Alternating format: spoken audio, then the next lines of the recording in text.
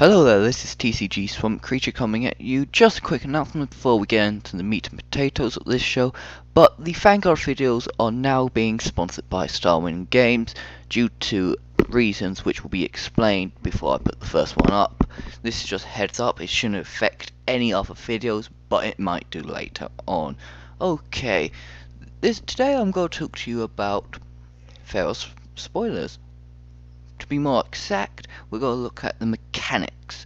Now, a mechanics is basically what's new in the set. Now, there's 5 mechanics spread over a couple of key archetypes in Greek mythology, such as heroes, monsters, and gods. So the first one we're going to look at is heroic. Heroic is on creatures only, and basically it goes whenever you cast a spell which targets the card, or do X.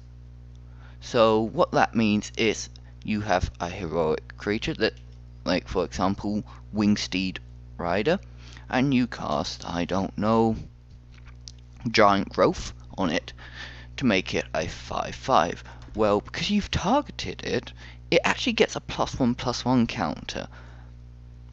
Now this is really important for people because they can do it's not on your turn only, so you could go block a 2/2 about today, cast something which basically means it gets flying, which it already has, and suddenly you've got 3/3 flying and you don't lose combat. Now this is going to be very interesting, as some of the other things do actually limit your opponent's choices. It's like Wave Crasher Twiton, which basically is heroic, but you cast a spell, let's say Giant Growth again, and suddenly you tap both opponent's creatures, and that doesn't untap in its controller's next untap step. So that is really good because it can mess up combat, stop them swinging with their big beasties, allow you to get a couple extra damage in. Now, to just point out what actually targets a creature, well, anything with the word target in, auras target, because you play them and you have to attach them to a creature and you target it. Now, everything else doesn't, but it will only be triggered if you cast it, so no hoping your opponent's going to like cast a -1 spell on it. It doesn't work like that. Now that's going to be on hero cards. We don't know what happens in the next 2 blocks, it might change around. But on to the next thing. Now, Theros block is an enchantment block, and we've got gods. So what they've basically come up with is this lovely new border you see on Hammer of Ferocis, which is the red god. Now, as you can see, it has a very weird sub-line. It's a legendary enchantment artifact. Basically, anything to do with the gods is an enchantment, because they don't actually live on Theros, they live in Nyx. Nyx is basically their home world, like Olympus is. But it doesn't have any special rules, folks. It's just a reminder. Now, the other common type of enchantment with the new border you're going to see is enchantment creatures. Now, they are a little bit more important because of the next mechanic we're going to talk about, which is bestow, as you can see on Cavern Lampard. Now, Cavern Lampard is an enchantment creature. It has intimidate, and it gets plus, and then it has this mechanic called bestow, which instead of playing its normal mana cost, you pay for its bestow cost, and if you cast it like Fire Bestow, it becomes an aura with enchant creature. It becomes a creature if it's not attached to a creature.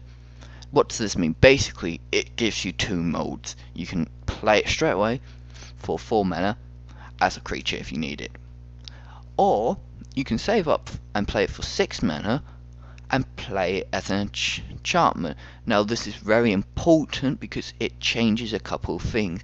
If you pay for its bestow cost, it's no longer a creature. This means stuff like counters which only counter creature spells do not have an effect on it, but stuff like negate, which just counters non-creature spells, will, and vice versa. This is probably the most complicated mechanic, because once the creature which you're enchanting dies, you get this creature. So it's gonna get really complicated if you're not used to it. Don't worry. Now, for it to become a creature,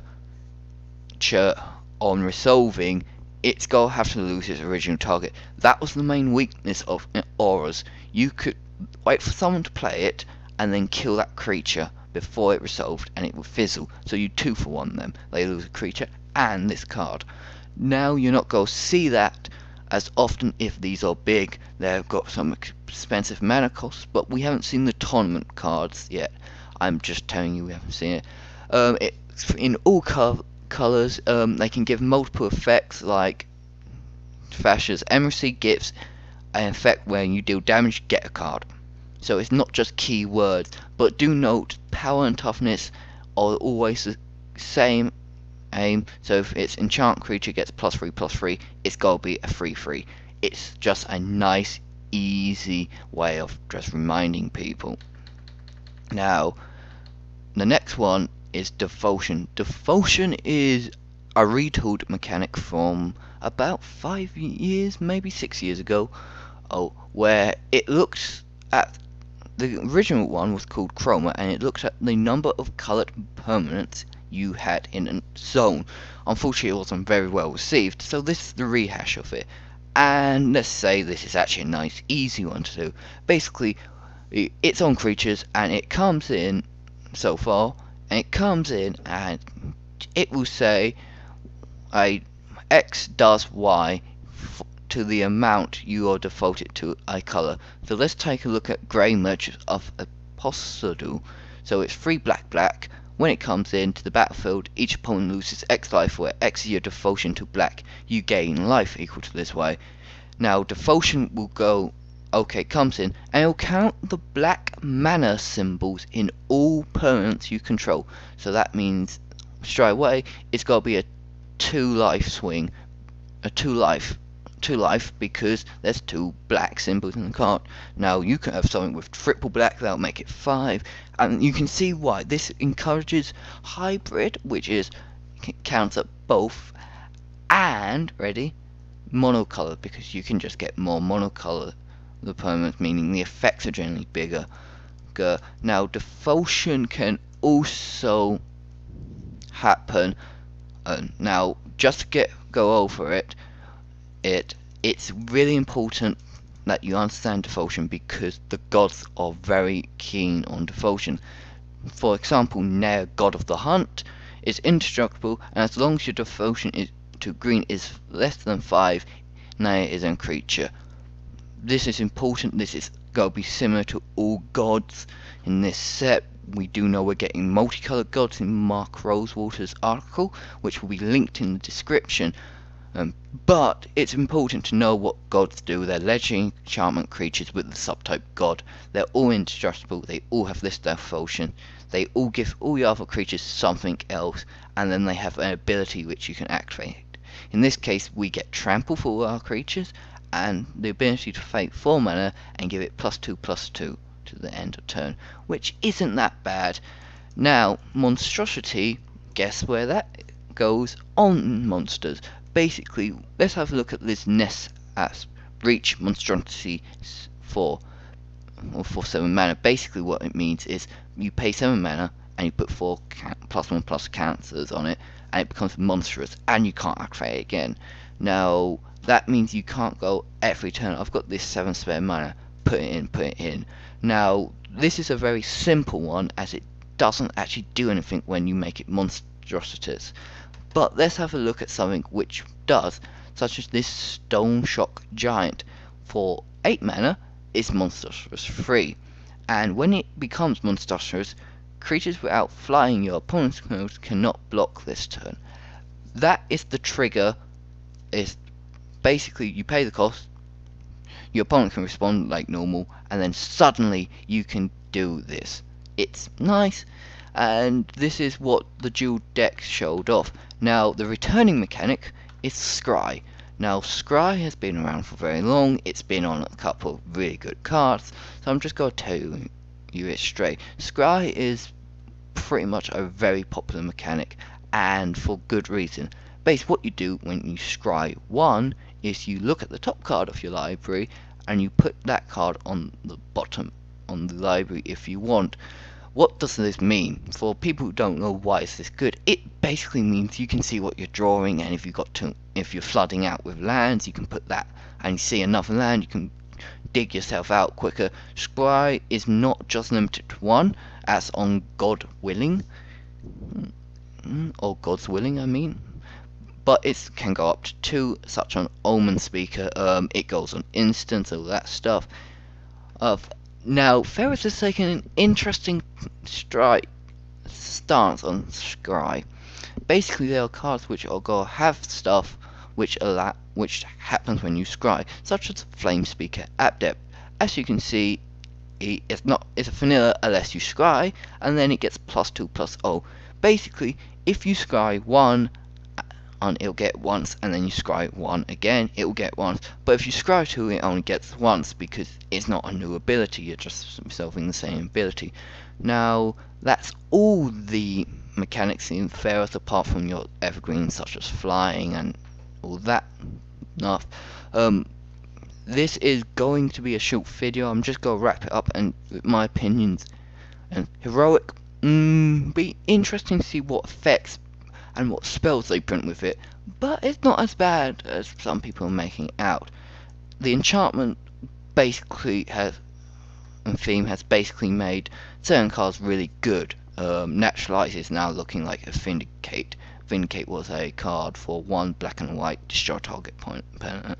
Now with all these enchantments running around, Naturalize, which is 1 and green, destroy target artifact or enchantment, suddenly becomes really good. Now, it's important to know that it's not going to break the format, as it's one card. Now, bestow is going to be interesting. We see push because bestow's been an expensive one. I know we're still getting in. We haven't seen the tournament constructed cards, but so far I like it. It makes enchantment auras a lot better than just enchantments, as you never get 2 for 1.